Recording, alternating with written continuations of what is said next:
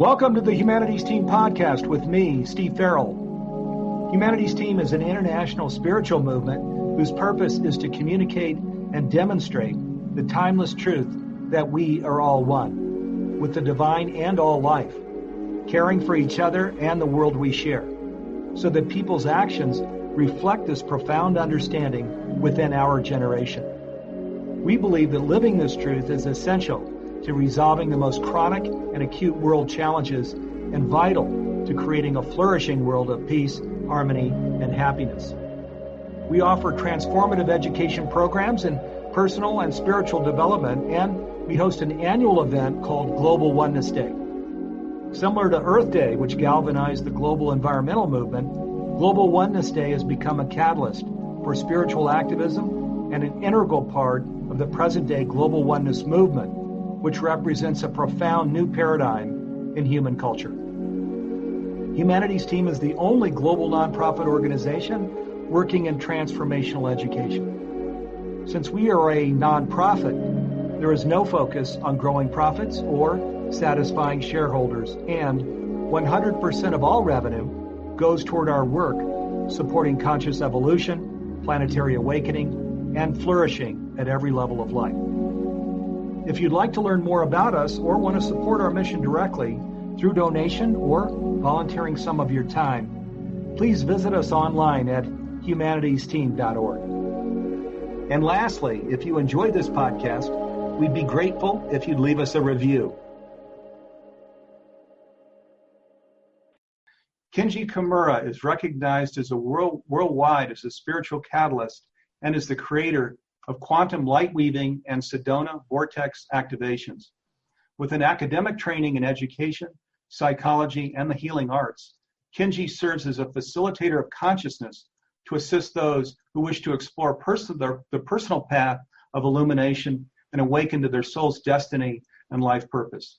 He serves as a channel holder and initiator of expanded grounded awareness and provides a vibrational space for one's awakening, self-empowered healing, and soul mastery. Upon attending one of Kenji's intensive retreats and online series, many have reported that they found profound life changes and clarity in their life purpose. Many receive ongoing benefits such as stress relief, reversal of physical conditions, and reduction and elimination of worry, anxiety, and self-doubt. And welcome to the program, Kenji. It's always great to have you with us. Hi, thank you very much, Steve. Hello, everyone. All right, well, it's awesome to be with you, Kenji. And of course, Kenji's based in Sedona, Arizona. How lucky is he? Pretty lucky. Pretty lucky, yeah, absolutely. So, well, Kenji, we've created this program as a live experiential activation with interaction from our audience. So I know there's a lot of ways that we could start. How would you like to go ahead and begin here today? Well, I would like to ask everyone to center yourself and be very present for the next approximately 1 hour. So we do this easily by focusing on the breath. So if we just take 7 deep breaths and extended exhales, and just hold the feeling thought that you're coming into here and now, very present with what is and what will happen.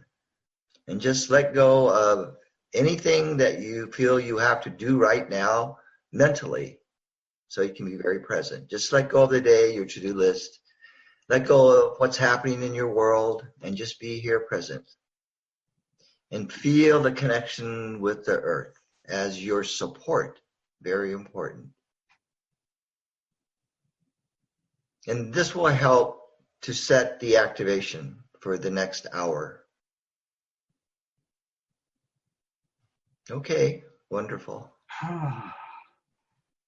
Beautiful. Thank you, Kenji. Yeah, always nice to be present. That's the invitation here, isn't it? Yes. Well, fantastic. Well, I know, there's many things that we talk about, but opportunities for self-transformation is one of the things often as we journey down this path together. Is that a good place to start? Again, I'm open to just what your higher self is calling in here as we take this journey with our viewers here today. Sure. What do you think your audience would like to experience right now in the conversation before we get into the activation? Yeah, what you might do, Kenji, because you've got, of course, as we were sharing before this program, you've got this community that knows you so well, and that just comes right into these beautiful activations that you do. But for people that are new to the program and that maybe are unaware of your teachings, this quantum light weaving and just this whole process of how you came into the mastery of this program that you now offer to the public, and that brings so many people so much value.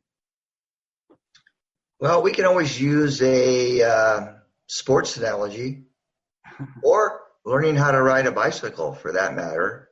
So let's just do the bicycle one. So if you remember, we all pretty much had a bicycle at one point in our early life.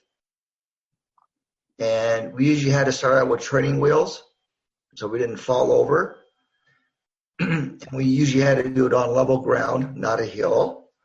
And after about 2 weeks, we could take off the training wheels and explore more of how to use the gears, how to go uphill, downhill. And then after a number of months or even a few years, you got really good in cornering and braking and jumping over barrels, let's say. And so when I started this, obviously I didn't have a background of what it would feel like to reach people, to do these activations, to physically teach. I guess I have kind of like the character or the personality that just is willing to go out and do it, experiment, and see what works and see what doesn't work. So over the years, from about, when did I start teaching sort of off and on? Early 80s, when I was in Tucson, working at Canyon Ranch Spa. I did a few workshops, fumbled around, got really nervous, but that didn't stop me. I go, okay, so what can I create next? And so it was like this gradual building up of, now I've got to hire people to help me with my business. I've got to create a website. Social media, what's that? And funny thing, in the year 2000, I got a voice saying, you better learn the computer or you're going to be way behind. And I knew what that voice meant.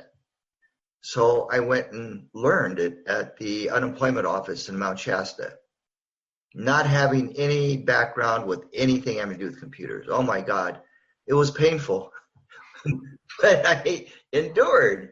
So here, 17 years later, I'm pretty good with the computer. I can kind of figure things out and navigate. So I believe life's like that.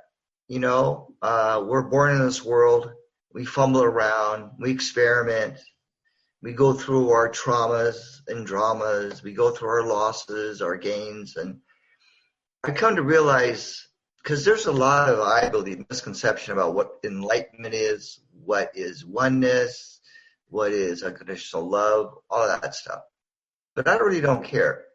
I want to help people have an experience of the connection that they already have within themselves, which is totally non-local. So it's not like here or there or even here, but it's present, like it's here right now. So what we're going to do today is just hold the space for people to actually breathe into that experience of what it's like to be their unified soul, to be that healing that they desire, that presence. So what I realized is, if we can give people an experience, that is more valuable than an hour's worth of lecture talk.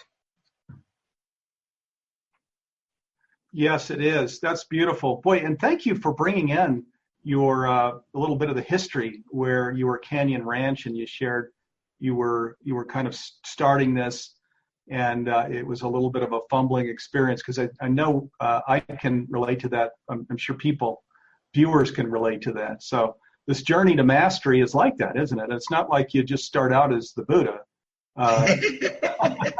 Well, here's the funny thing. We're born as the Buddha, and then we kind of forget and get lost in the world.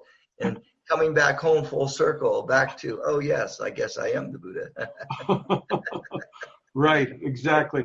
So tell us about that. So how do you, and I love as well, you mentioned, you're not trying to get caught up in explaining things where there are lots of misconceptions. Your practice is to bring people back into just this place of non-local self or universal self, or which is quantum light weaving, where we're really bringing in our higher self and living from that place of higher self. So maybe we can just talk about that just a little more and then go right into these practices.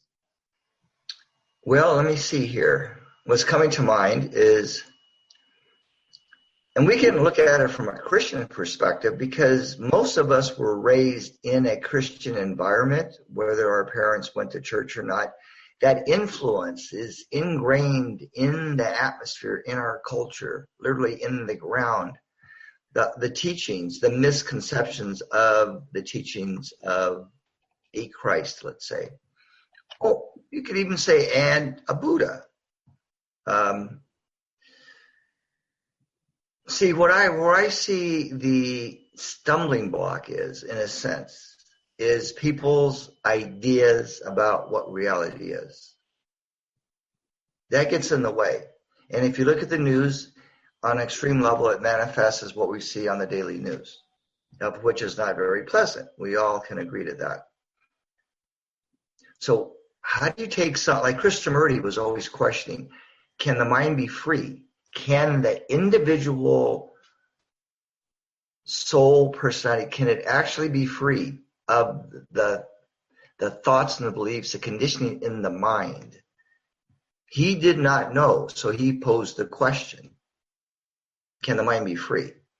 And I think it's still very relevant today. Can your mind, Steve, or anybody's, can it be free on a regular basis to not get in the way of our happiness and our peace of mind and how we do our spiritual work, or how we do our job at Starbucks or Costco, or the mechanic shop down the street? I feel if we could just for a moment take our religious conceptions, even our spiritual metaphysical conceptions, and just put them aside for, like, say, for the next 40 minutes, and just be totally open to possibility. See, that's the quantum, to be totally open to any possibility that we're ready, that our soul is ready to give us. So, okay, for the newbies, so the teachings is we exist on many different levels of which we're not aware of all the time. This is just one little piece of who we are. So the pain and the struggle is when we identify with this completely, and that's it. The whole thought of, okay, we got one life, and that's it. Boy, that's such a crazy notion. It just boggles my mind. Just imagine that we have so many lifetimes ahead of us and to the side of us, literally, quantum theory again, that we can be really anybody that we choose to be. So that's the freedom that we have to help release the mind of this set way of thinking. Okay, this is reality, but I'm stuck. So part of us feels like we want to be in a different place, in a different perspective, a different zone, because suffering, it's painful. It's not very pleasant. And the Buddha tried to teach us that there is a way out of suffering or stress. Today, we just call it stress. We call it worry. We call it anxiety. And then we do all these things to try to alleviate it. But really, we gotta go within for everything, all our conditions, whether it's an injury, an illness, addiction, emotional trauma, a mental illness, spiritual existential crisis. See, a lot of us are in this existential crisis. Who am I in this world of chaos? How do I get out of this chaos? Like in the movie, The Matrix. So if you're Neo, but you're not aware that you're stuck in this program reality, how the heck are you going to get out of it? Pill? What pill? Red pill, blue pill? Rabbit hole? What the heck's that? Beautiful. You've got such a unique way of describing this, and also quantum light weaving and these activations are also very unique. And I love that this is really your personal journey that you're teaching, isn't it, Kenji? It is, yeah. We teach what we need to learn, and we also teach what we've mastered. Goes hand in hand. Yeah. So, well, I know it'd be great to drop into an activation here soon, just the experience of this for people maybe new to your practices, and those that aren't new. You were talking to some people that are part of Humanity's team that have gone through your practices years ago. It still is just refreshing, renewing, revitalizing. So, let's just keep journeying down this path here. We've got questions starting to come in, but maybe we can do something experiential before I start bringing in questions. Why don't we do questions and then we'll do the experience? Okay, you got it. Yeah, that's the higher self is tuned in. So this is, I love, and I want to share, as we were talking about this program in the weeks ahead, and I was asking Kenji, what are the things you want to get to? He said, let's just, ask me questions from your higher self. So, this all of the things we're talking about here aren't academic at all. It's just this whole foreshadowing thing that Kenji's talking about. We've got in Humanity's team, we'll talk about during this program, Global Oneness Day, which is our biggest spiritual activism event of the year. It's with that incredible workload. This is where this work in the spiritual gym comes in, is to even now stay present, really live in this place of where we're representing the divine, which is a part of who we are, is how I frame it. Quantum light weaving frames it in another way, but we're talking about the very same thing of just choosing, as Kenji was sharing, who are we going to embody and express here now, and are we present here now? So here's the question from Tracy in Buffalo. She says, Kenji, can you please explain how I enter into illumination and openness? I often feel a lot of density. Yes. Well, I think there's a few factors that we have to become aware of. First one is judgment, and we make judgments about everything all the time.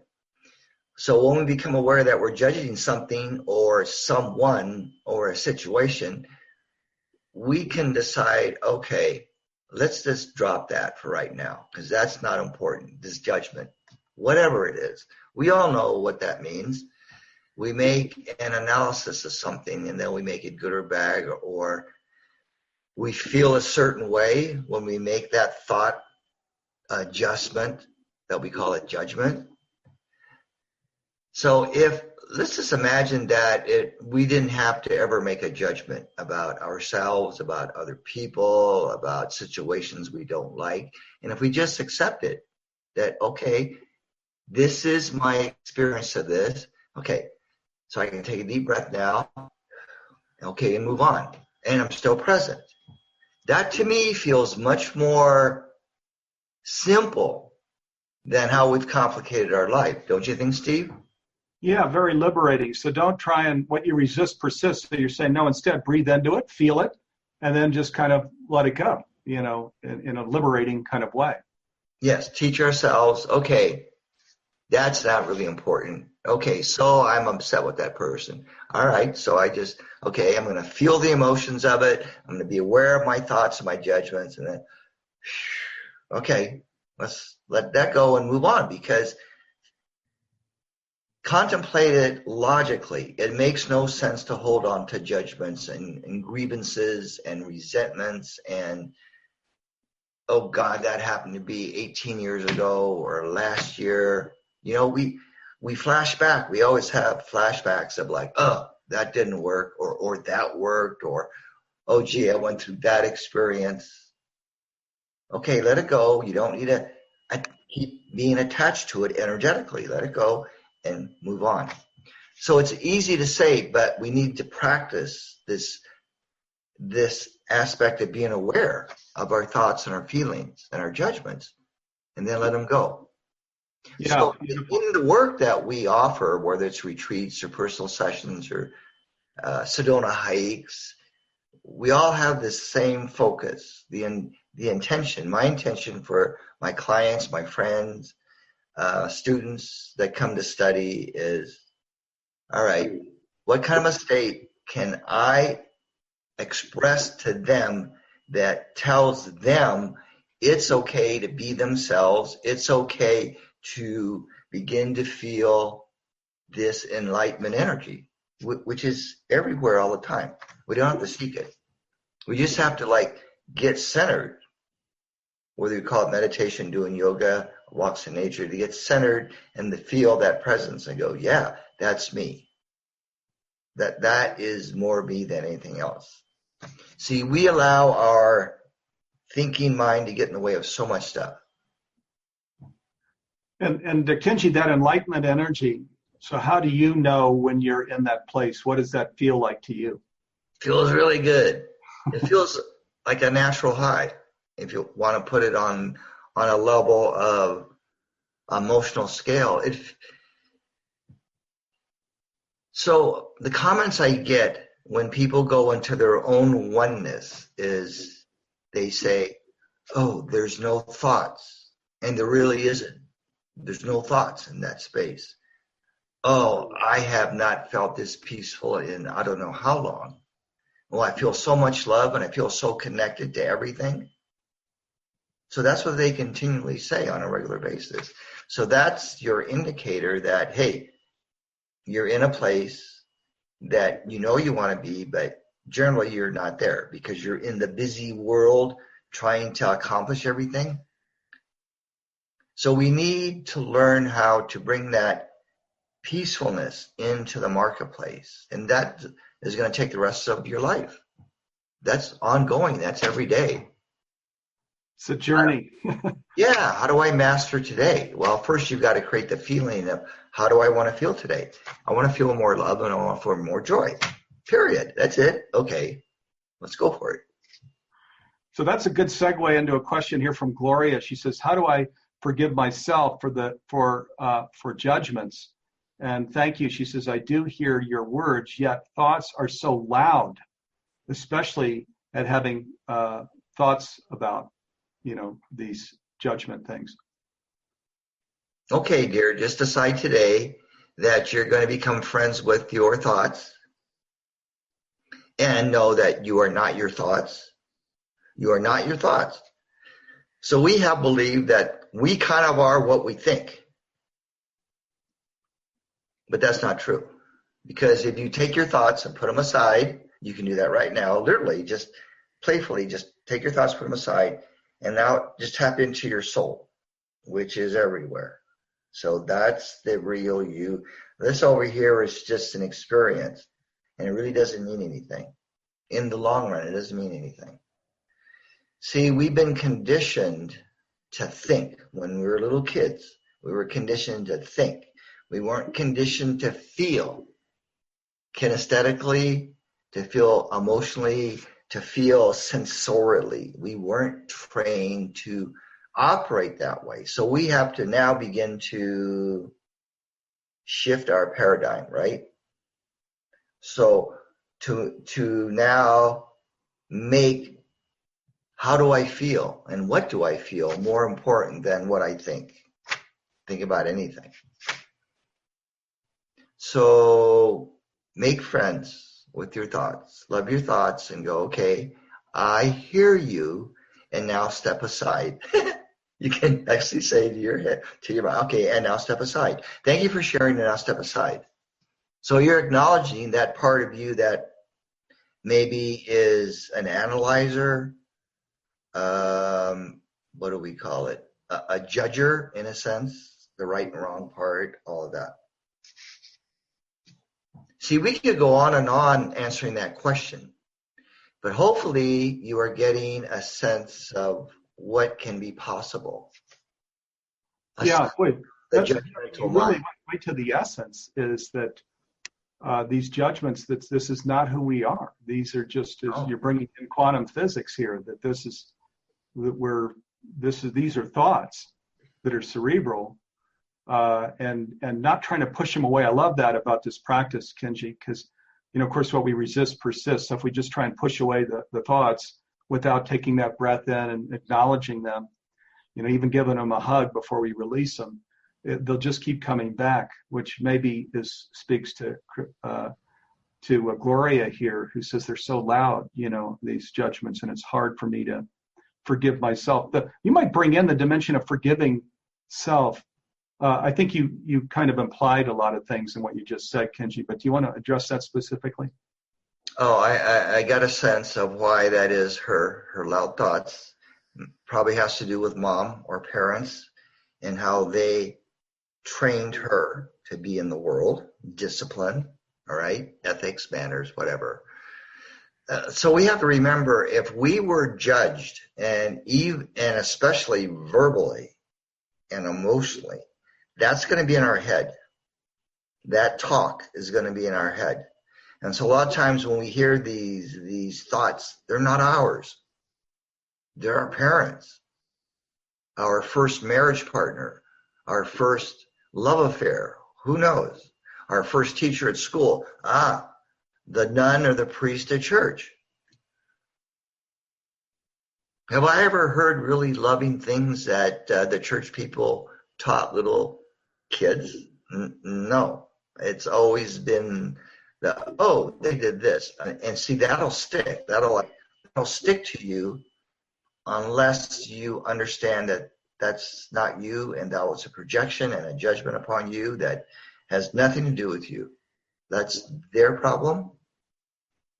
So if you look at it that way, it's a little bit like unlayering and uncovering until a point where you it kind of automatically does it on its own once you kind of like get the wheels rolling in your consciousness. Oh, okay, this is how I can release these thoughts and these judgments. Give me your question again, Steve, because I think I went on a tangent. Yeah. This was good because you're addressing the judgments and forgiving yourself. Okay, the forgiveness part. Yeah. I like the kahuna part, about thank you, I love you, and I forgive you, I forgive myself, all of that. That's really good medicine. Yeah. Forgiveness can be a way to what we call awakening. There are many paths, obviously. So one can be the path of forgiveness. And basically all that means is I basically forgive myself for all the silly things I've done in my life, or all the things that I feel bad about, or that I feel guilty about or shameful about, or all of that. Right. So that Polynesian prayer, I love you, thank you. That is beautiful. So the other things coming in are comments here. Bob from Toronto says, I so appreciate your experience. You're so right that I've been conditioned to stuff my feelings and live in a mind that is really hard on myself. And then Reverend Zen brings in that I lost my left brain with a major surgery as an energy worker and astrologer for years. Part of that, I discovered that my cellular intelligence, and that then took Reverend Zen down a whole new path. SacredEnergySpace.com and a book are two of the things that came out of Reverend Zen's journey. Nice, yeah.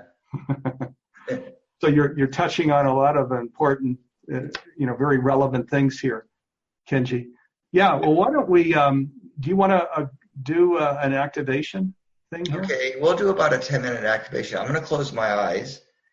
So you folks on video, you can close your eyes as well. We'll still be here. That's a comedy team. You can close your eyes, but we'll still be here. It's like a little kid. They close their eyes. Okay, you're not there because I can't see you. We're still here. All right. So how about palms on your laps facing upwards, and imagine that the palms of your hands are like a receiver to a radio. that the palms of your hands are receiving signals from your higher self or your soul, your God presence. And these signals are messages for you for today, this week, and the rest of this month. These messages are going to come in the form of a feeling sensation, a vibration. They're not going to come in thoughts,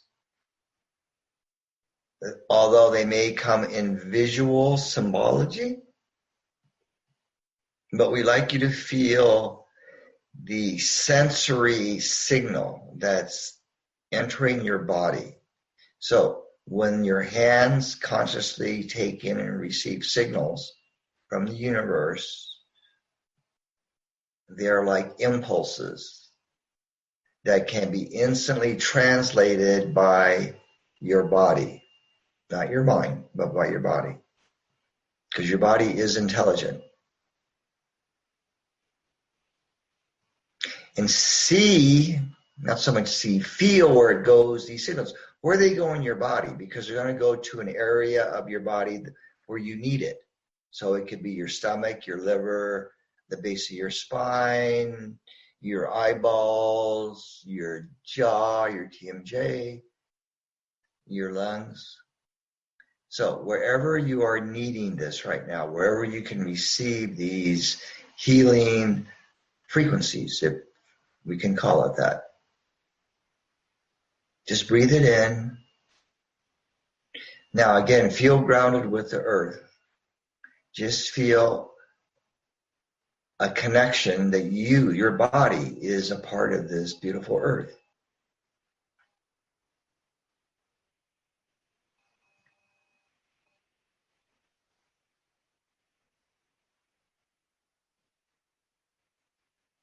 Now, your pineal gland here, between your brow, is a very important gland in your body.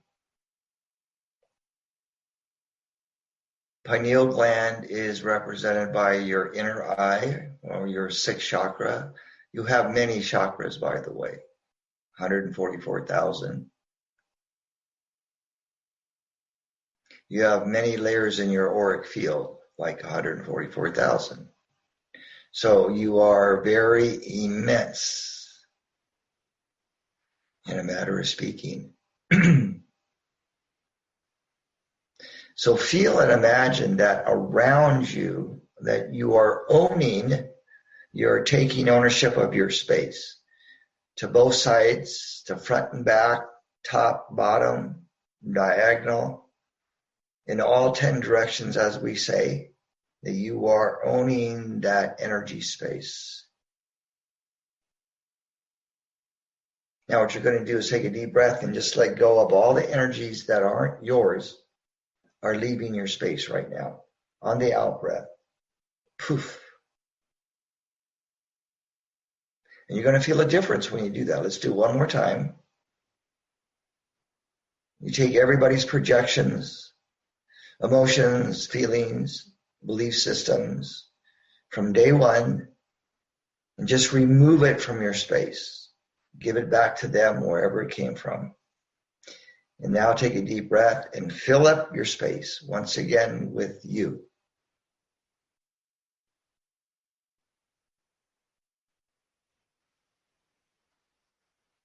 Another deep breath. Just breathe in you. It's invisible and it can be visible as well. But you're going to feel a difference. Move your energy into your space and own it.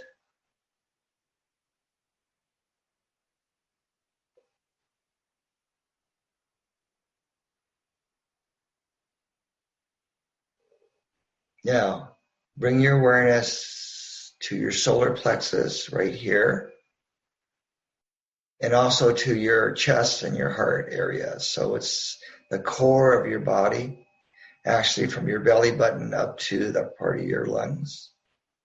Just feel that space as your core.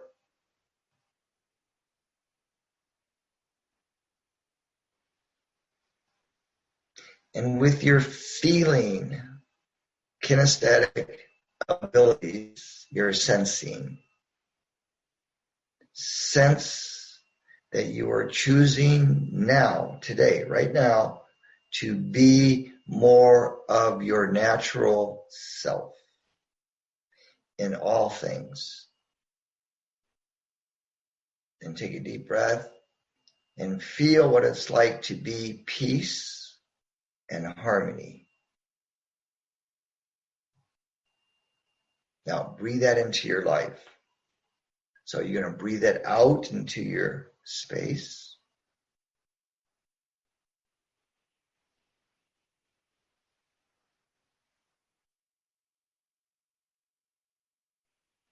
Take in a deep breath that says, I know the answers to all my problems, to all my issues, to all my conflicts, to all my unawareness.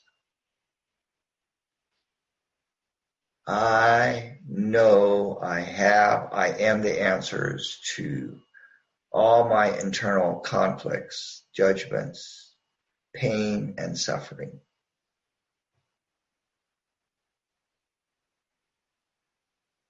And I give myself permission to release all resistance and fear, false evidence appearing real. I let go of all fear and resistance to quantum changes.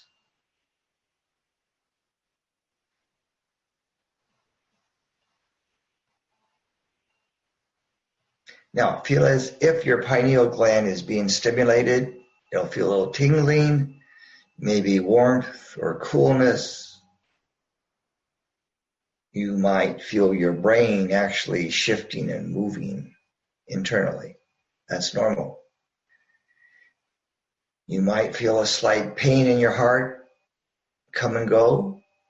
You might feel a little funny stuff in your solar plexus. It'll come and it'll go. Not to worry. Now feel again harmony and balance moving through your spine. Moving up and down your spine. You can visualize it as a very light blue, like a sky blue.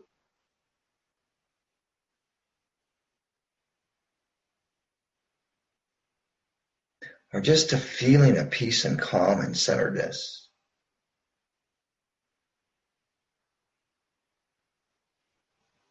Okay, we're coming back into the now. Take a deep breath. I am here, I am now, I am. So intend that right now inwardly. I am here, I am now, I am. And then slowly open your eyes. And remember to drink some water because you'll get thirsty. Water is a conductor for the quantum frequencies. It lubricates the cells and the organs so it can receive these changes. So water is always suggested at least 4 ounces to drink after you meditate, after you do any kind of self-healing work.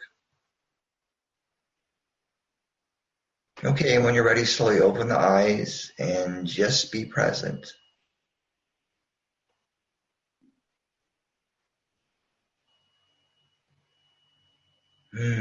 Okay.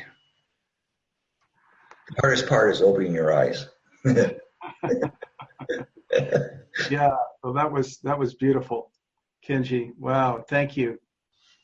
So we've been given a taste of a lot here, and actually these are tools, these things that you're talking about, how we can release these thoughts that aren't serving us and how we can really come into our own sort of personal power plant, what you call quantum light weaving, where we're in that place of joy and connection and just blessing, grace and peace.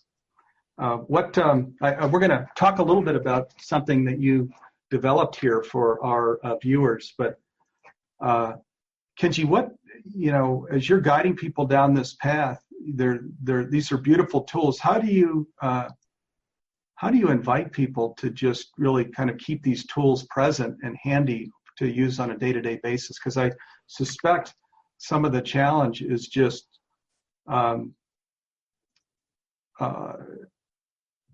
really being devoted to this practice of doing these things on a day-to-day basis and not being foreshadowed by all of the kinds of crazy things going on in the world and things that are going on in people's lives. We just say you got to do your homework. Yeah. Practice. You got to do your homework. That's it. I mean, it's simple as that. If you're dedicated to a practice, that is a very, very positive thing. If you get lazy, here's one of the challenges on the spiritual path. It's called laziness and procrastination. I'll do it tomorrow. I don't have time tomorrow. I'll do it the next day. Or I don't have time. I don't have the desire. Okay, then you'll just be stuck until you commit to doing a practice of some kind. Yeah. Boy, that is so true. Having a practice that at least at the start of your day is a minimum, and probably more than that. But to just get in this space of grace and peace and blessing, and so that we can, as is often said, the present is a present. but we're not taking it. We're not opening our gift when we don't really take the time, when we're not devoted to living in our practice. So it's a firm requirement, isn't it? There's no way around it. I don't know anybody that just doesn't have any spiritual practice that can maintain living in this place. It takes devotion, but the fruit is there, and so why would you not be devoted? I guess, huh? Yeah. So we can just shift to it being a drudgery or something to do to be spiritual, to like, I'm looking forward to this because I'm going to feel good. I mean, just that thought of, okay, so I'm looking forward to my morning meditation because it's going to make me feel good. And it's going to set the day for me energetically. And then when I meditate at night before I go to bed, I relax the brain from all the thoughts and all the stuff that I didn't get done. I'm just going to go into present moment and then leave my body. My body's going to have nice dreams. I don't wake up in the morning feeling really refreshed. See, so we can begin to reprogram our anatomy, if you will, to feel this way. See, we have control over how we feel. Nobody else does. It's up to us. Yeah, and the fruit we bring everywhere. We start with ourselves, but our partner, whether marriage or dating, our kids, the workplace. When we close the program, I'll talk about conscious business, where it's precisely this. It's creating a culture of consciousness like this, where we're guided by the sacred in our collaboration and our decision making. Take it everywhere. I mean, it's really this is Barnett Bain who did the movie The Celestine Prophecy and What Dreams May Come and so on. So this is the age of consciousness. It's not the age of information anymore. It's the age of consciousness. So where we really hold these tools close and really live it, then all of this fruit in our own life and everywhere we go is present, isn't it? Exactly. Yeah, it's the age of awakening and being conscious. Yeah, or divine emergence is what Panache says, and of awakening, and it's all the same thing. If you'd like to receive all of our new podcast episodes, please click on the subscribe button. To find out more about Humanities Team Transformational Education Programs and about how you can help support our mission, please visit us online at humanitiesteam.org, where you can also sign up for our email list so we can let you know about our free online events and other news about what we're up to each week. And again, if you enjoyed this podcast, please leave us a review. Thank you.